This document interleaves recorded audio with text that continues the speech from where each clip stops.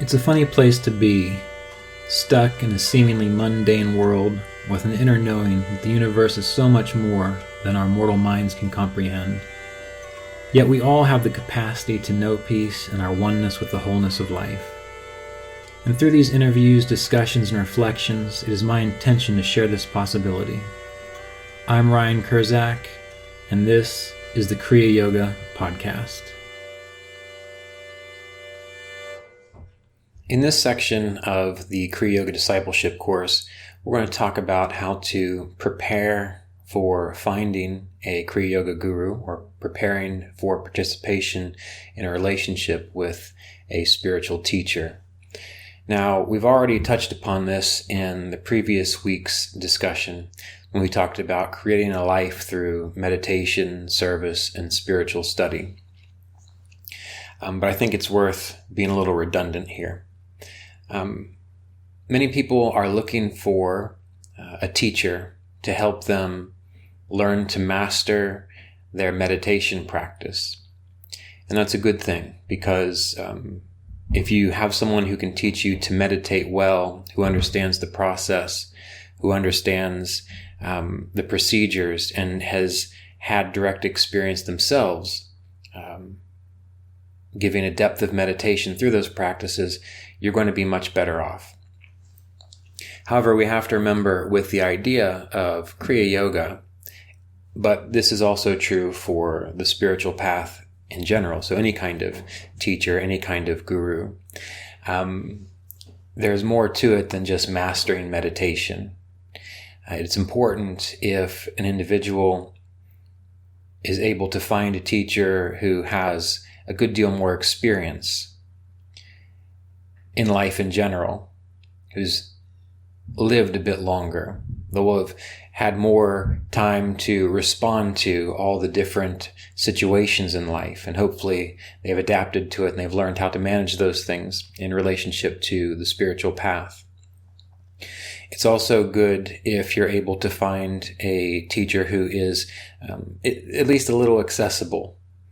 And there are many people that you can find their books, and you can find their lectures, and you can find their seminars, but they're so well known that to have any kind of meaningful interaction with them is pretty scarce. So it's important to have someone that is at least somewhat accessible to you. Now, you've heard me talk again and again about my relationship with Mr. Davis. He was fairly easily accessible to me through email and through being able to visit with him. But again, as I've said before, even in those interactions, particularly through something like email, I didn't get pages and pages of discussion from him on what I was asking about. He was very short and to the point. Oftentimes, it would just be a simple sentence for me to contemplate. But I did at least have access to him. And the same thing is true for Mr. Davis and his relationship to his own guru, Paramahansa Yogananda. He had met Paramahansa Yogananda just before Christmas, 1949, and for the final years of Yogananda's life, Mr. Davis was able to meet with Yogananda. Yogananda asked him to come and visit every 2 months, every 60 days. And so he was able to interact with his teacher and benefit from that interaction. But really, that's going to come later in our next section, where I talk about maintaining the relationship with a guru or maintaining a relationship with a spiritual teacher in this course. So let's get back to the idea of preparing for the relationship.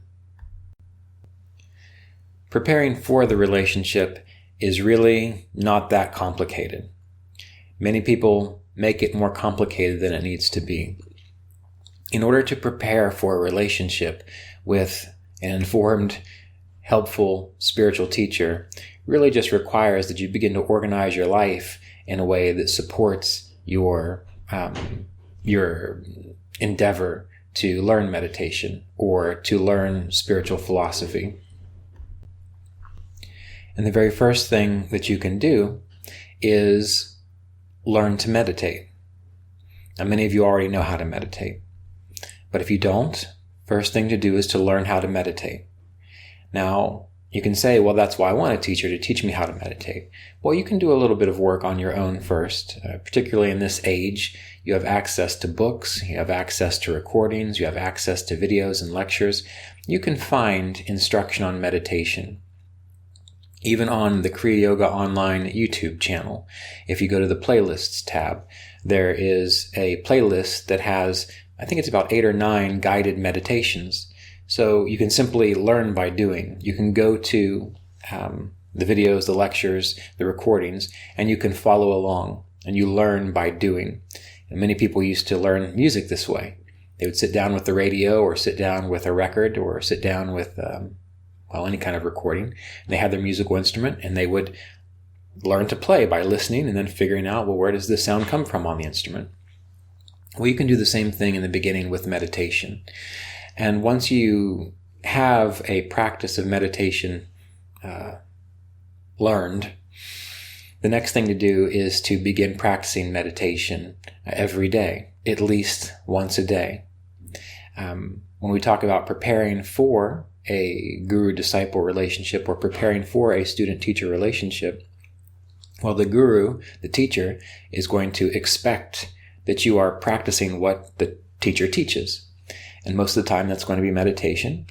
And there's going to be an expectation that you're able to do that every day as often as possible. So even if you don't have a teacher at the moment, what can you do? Well, you can start doing what you know a teacher is going to ask of you, which is to develop the discipline of regular meditation practice.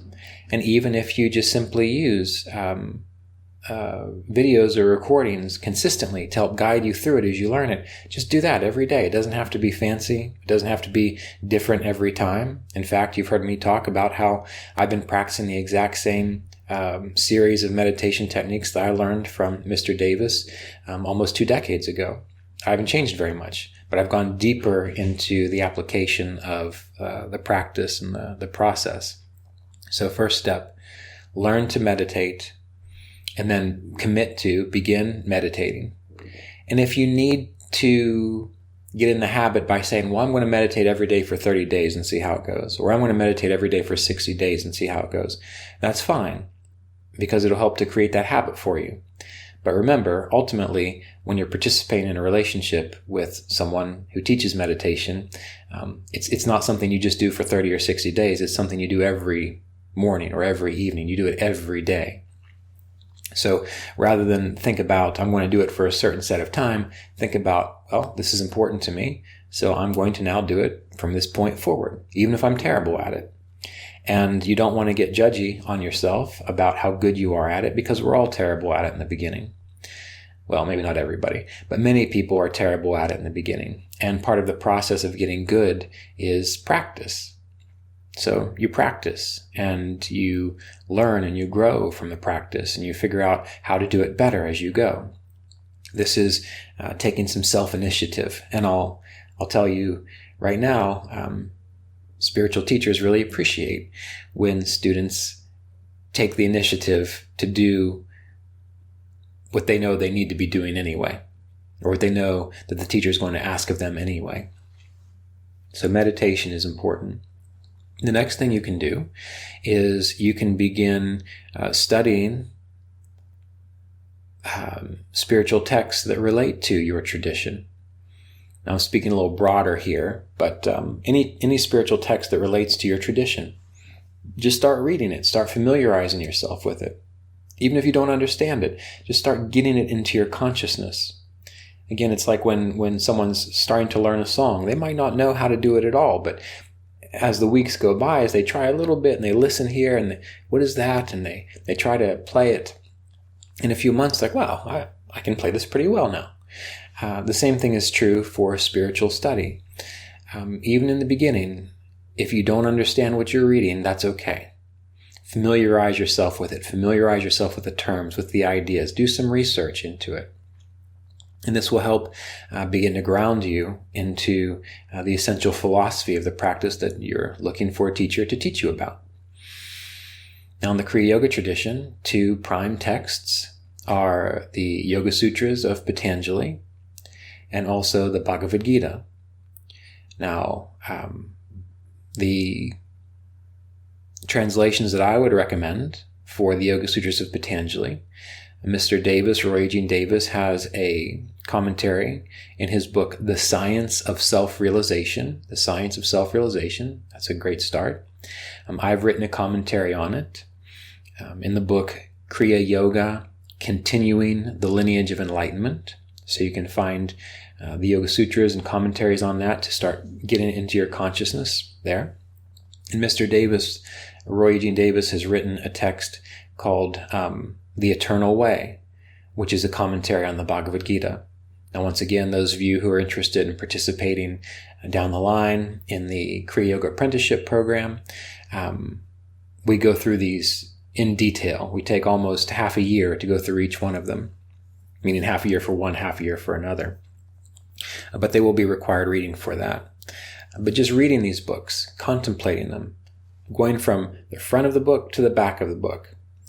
Mr. Davis would often recommend that when you're reading and studying a text, to read it from the front of the book to the back of the book first, just to familiarize yourself with the ideas and how the book is laid out.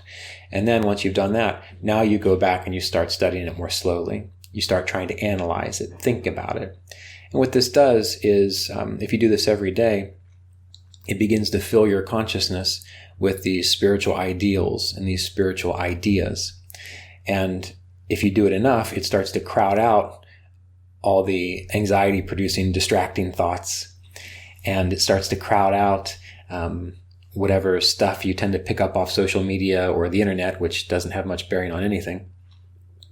And you start to fill your mind and your consciousness with these spiritual ideals and ideas. And that is another way to prepare for the guru-disciple relationship, or prepare for finding a guru. Because then, once you're familiar, or at least have some sense of what's in the spiritual philosophy, when you attend lectures, or you listen to courses, or you meet with your teacher, you will have a better ability to comprehend the teacher's emphasis, where they're coming from. You'll better be able to understand what they're talking about. And it's always good if you have a teacher that most of the time, we'll just say 75 to 80% of the time, you can understand what they're saying. And even in my own life, when I first met my Kriya Yoga teacher, Roy Eugene Davis, I had not yet spent a lot of study in the realm of philosophy that Kriya Yoga came from. I had read Autobiography of a Yogi. Through my teenage years, I had always had an interest in religion, spirituality, different kinds of philosophy. So my mind had the capacity to get the general ideas. But I wasn't familiar with the Yoga Sutras. I wasn't familiar with the Bhagavad Gita. I wasn't familiar with a lot of the ideas that the Kriya tradition comes from. And it wasn't until I started reading these books daily that a lot of it, the bigger picture of the whole practice made sense. That's when I moved from this idea of, I can't wait to get that rocket ship technique, which is going to propel me into self-realization and the bliss of God communion, to realizing, oh, well, that's just the fuel, but we actually need the structure. We actually need the ship itself, which is our life, which is our understanding, which is sort of the resonation or the vibration of our consciousness, which holds, again, these spiritual ideals and ideas. And this is true for any religion, any form of spirituality. There is the body of the tradition, which is way beyond just simple techniques. It's how you live. It's how you think. It's the kinds of philosophies that you follow. So number 2, in this idea of preparing for finding and meeting a guru, is familiarizing yourself with the tradition, doing your best to study it, to read about it, to bring it into your consciousness. And it's good if you're self-motivated. And as I've said, teachers tend to appreciate it if you take the initiative in this regard. They appreciate it when they see that you have an appetite or a yearning or have a deep capacity to direct your intention on your own. And that way, when you finally meet the teacher, they can just simply help guide that momentum or inspire and encourage that. But it needs to kind of be there already in the first place. And if they can see that you've already been doing your best to meditate every day and doing your best to understand what's out there in regards to the philosophy, well, that's going to help out a whole lot. Now, the next thing in regards to preparing for this relationship and finding a teacher is simply to explore.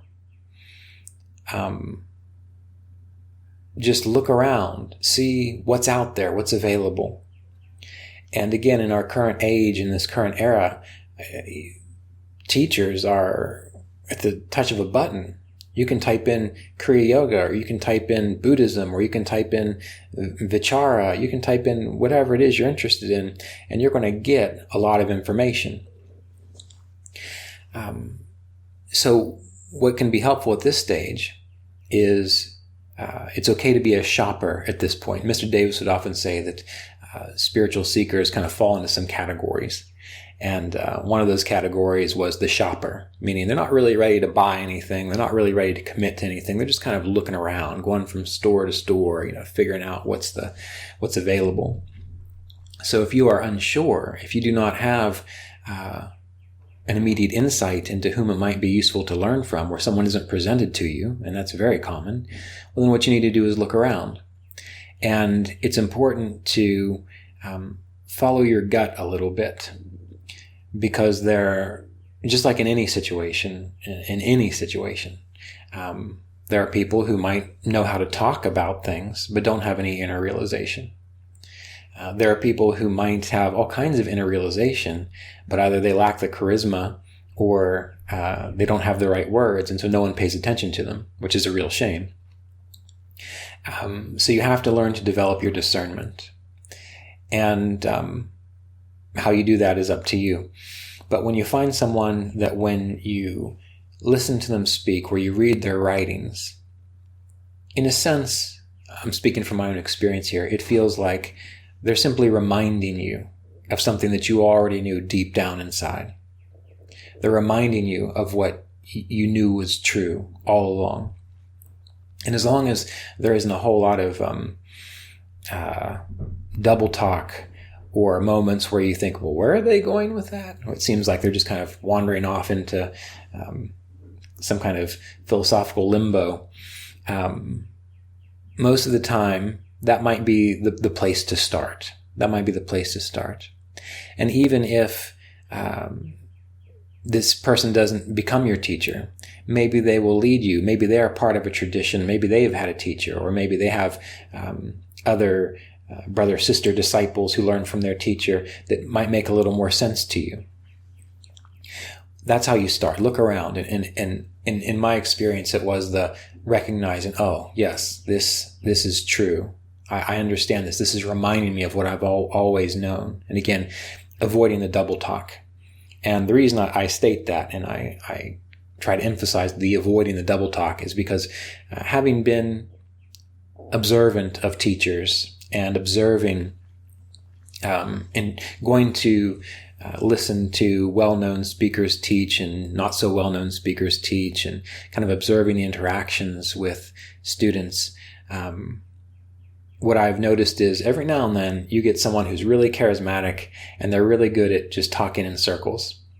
And if you don't have really good discernment and you get caught up in their charisma, you sit there and it doesn't quite make any sense to you, but it sounds good. And you don't want to confuse the "it sounds good" with "yes, I've always known that."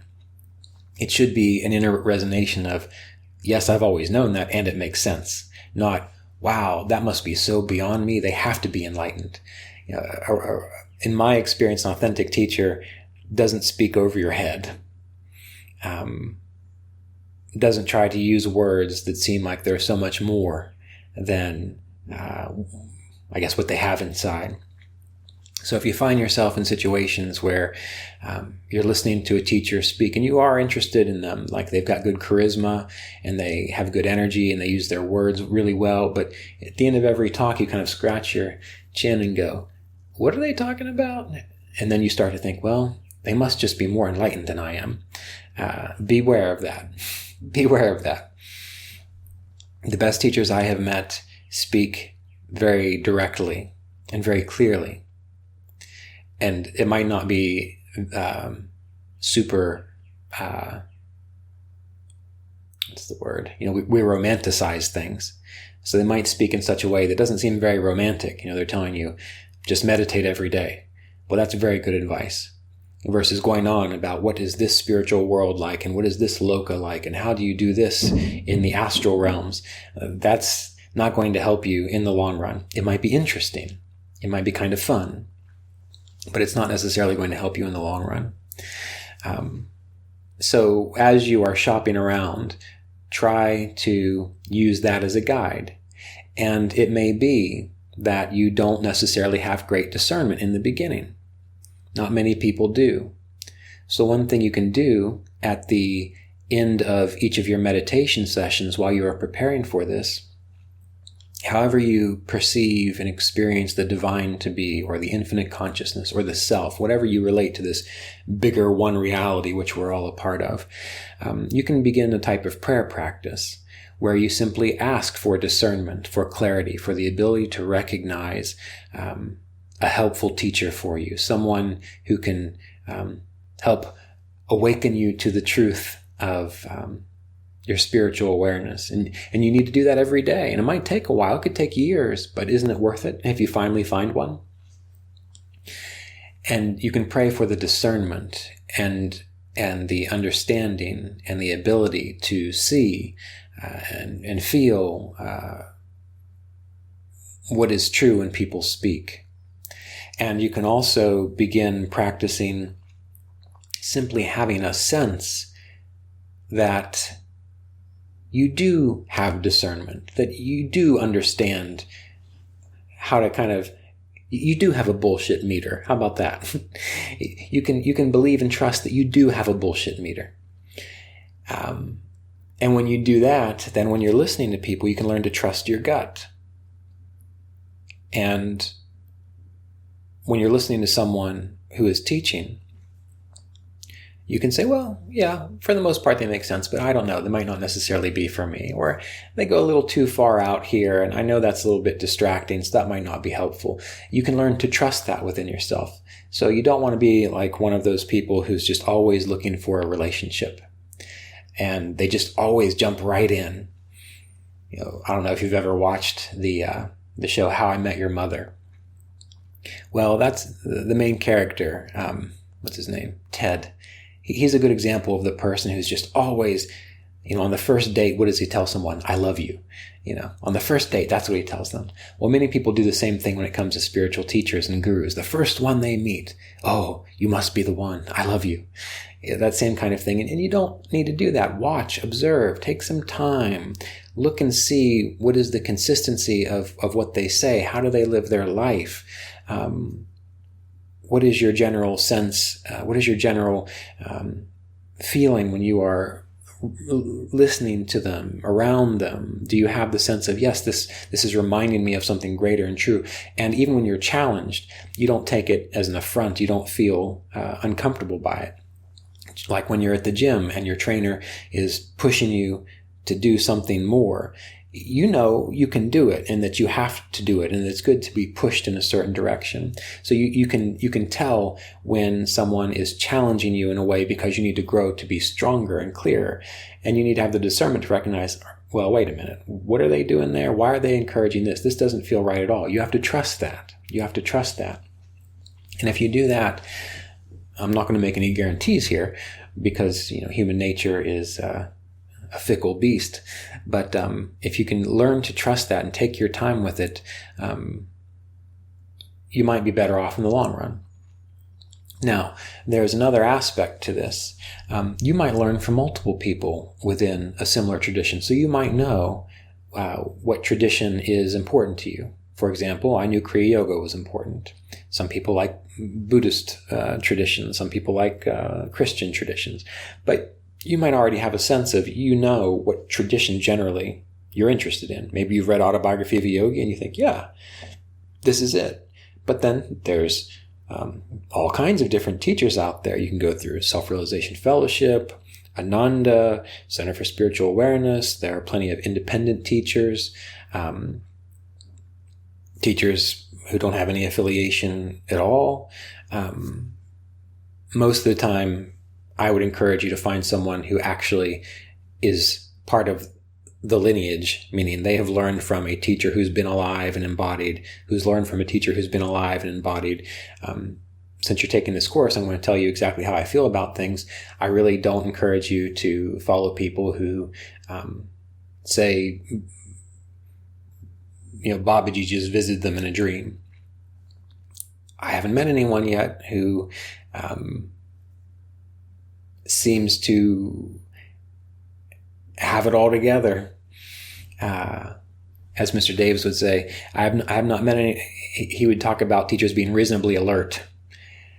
I have not met anyone yet who has miraculously met Babaji in a dream and is reasonably alert enough to teach people well. And again, you can learn from everyone, so maybe they have a few interesting points, but personally, and again, it's because I have the luxury of having had that experience, so always bear that in mind too. You want to see things from all angles.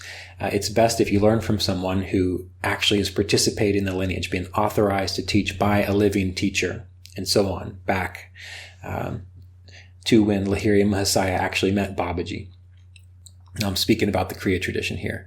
But as I've said, I personally had that luxury, meaning I met Roy Eugene Davis, who studied with Paramahansa Yogananda, who learned from Swami Shri Yukteswar, who learned from Lahiri Mahasaya, who learned from Mahavatar Babaji. So that's why I think that's better.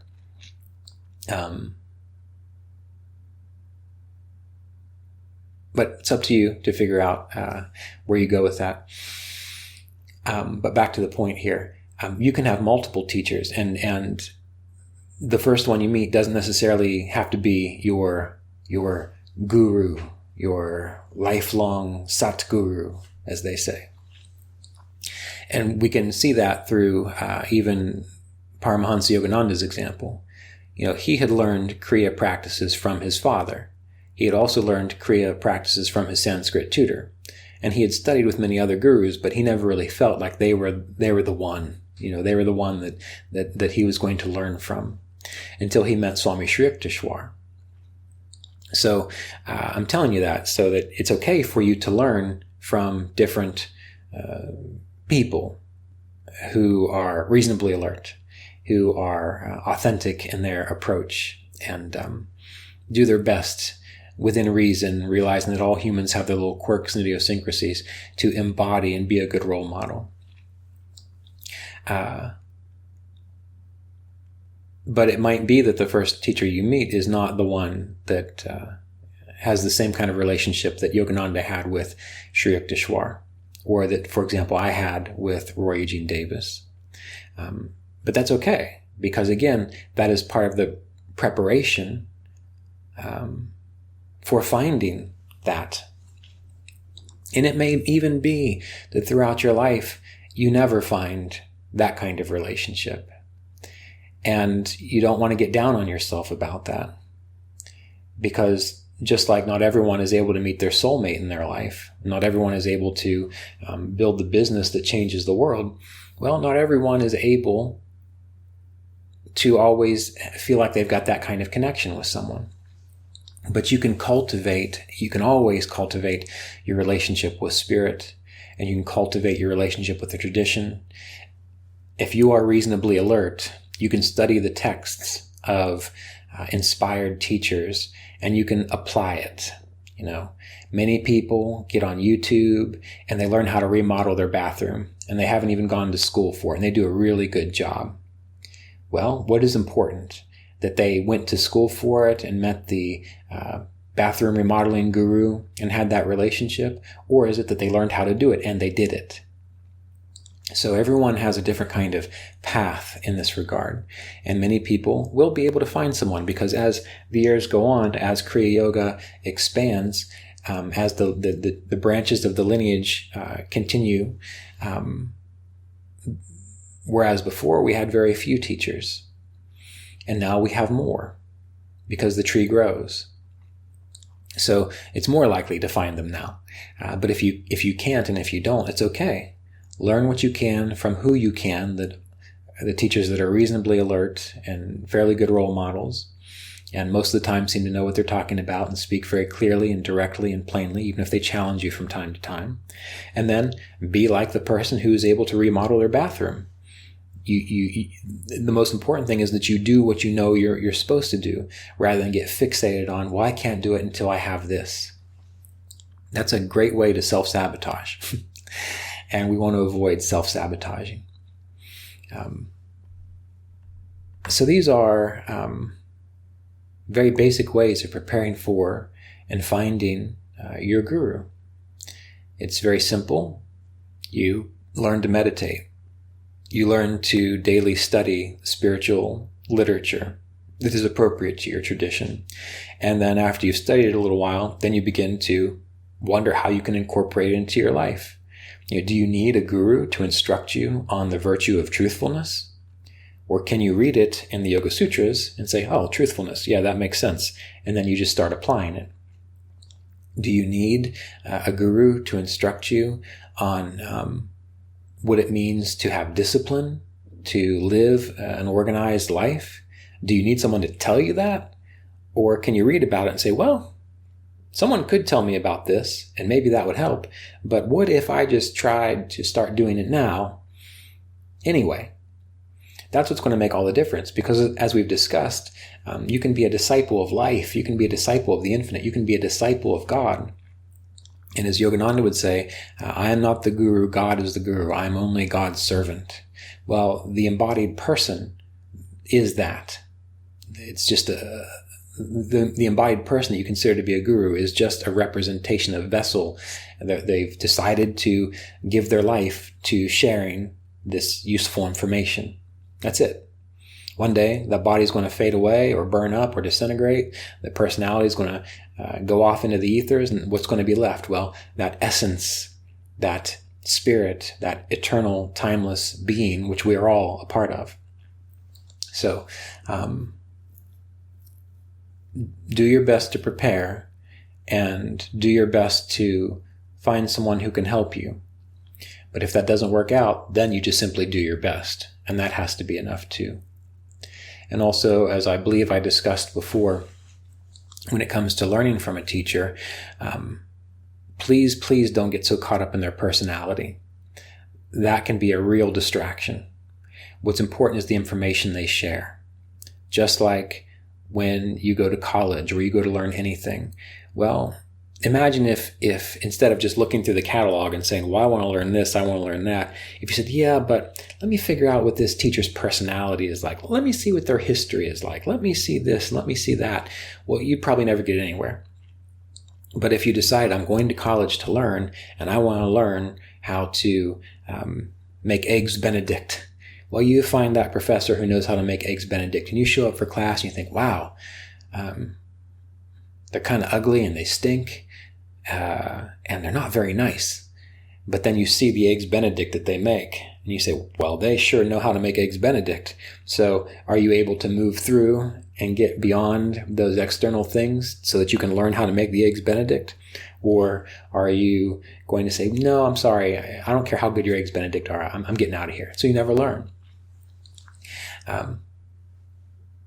So you really want to be careful going by the personality. And even in ancient Vedic scriptures, they talk about sages who were just really cantankerous and angry all the time, but they were enlightened, they were clear. So they describe the whole range of ways that a sage or a teacher can show up. But the important thing isn't necessarily their outward expression. Of course, you don't want them to abuse you and take advantage of you, but that's where your discernment comes in. But you don't want to get so caught up in their personality. And many people make that mistake.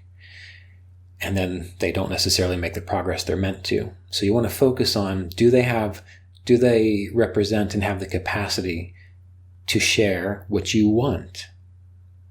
Just like when I used to be in charge of a Kriya Yoga meditation center in Asheville. There were people who came in and they just wanted to sit down and learn how to meditate and study the Yoga Sutras and learn to apply those in their life. They didn't care how old I was, what I looked like, how I talked.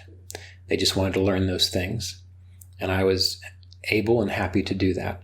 Then there were other people that came in that looked around and said, well, how many people show up here? Do you guys have coffee and like cakes afterwards?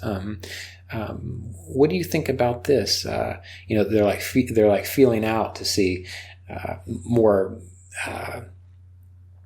superficial things. And when they would show up, I'd say, it doesn't matter how many people come here. And no, we don't have tea and cakes. If you want to learn how to sit and meditate, we can do that. Oh, well, you're awful grumpy. I can't learn from you. You're a grumpy one. And then they'd go away. And maybe that was better. And maybe I am grumpy. But what I have noticed is when individuals get caught up in how a teacher looks, when they get caught up in their personality, well, they're going to be let down eventually, because personalities are human nature and they are fickle. Charisma goes away from time to time. People have bad days, no matter how enlightened they are.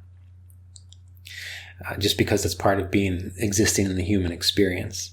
And if you're caught up in a person's personality and so on, and the teacher is going through a rough time, and then they seem short with you, or they seem like they can't quite give you the energy that you want, well, then you make a judgment and you move on. You miss out on a very useful opportunity. So the personality is not the important thing in this regard. What is important is, are you able to learn? And are they able to demonstrate and share with you ways to learn and to experience that? So keep this in mind when you are thinking about beginning to prepare for finding and participating in a guru-disciple relationship. This episode of the Kriya Yoga podcast was made possible by donations from Kriya Yoga Apprenticeship students and supporters of our Patreon community at www.patreon.com/Kriya Yoga.